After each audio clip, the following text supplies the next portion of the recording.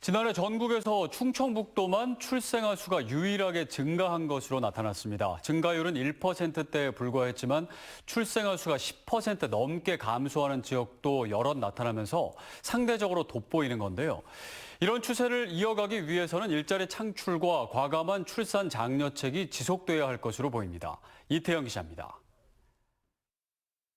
지난해 충북의 출생아 수는 7,580명입니다. 2022년과 비교해 128명 증가한 수치입니다.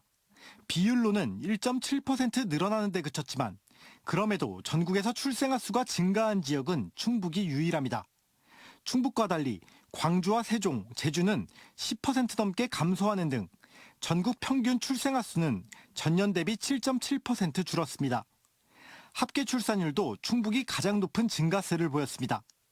충북의 지난해 합계 출산율은 0.89명으로 세종과 전남에 이은 세 번째지만 2022년과 비교하면 충북과 전남만이 증가세를 나타냈습니다.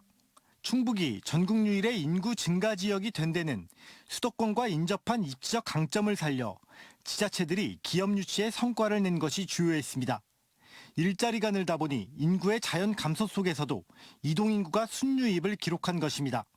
출생아 1인당 1,000만 원의 출산 육아수당을 지급하는 등 지자체의 출산 장려책도 효과를 발휘했습니다.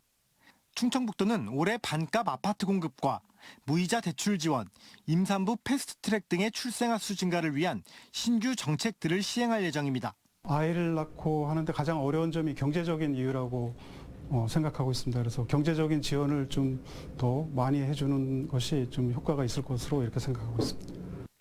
올해 전국의 합계 출산율은 0.6명대까지 떨어질 것으로 전망되는 가운데 충청북도의 인구시책이 올해에도 전국 유일의 인구 증가 지역이라는 타이틀을 이어갈 수 있을지 주목됩니다.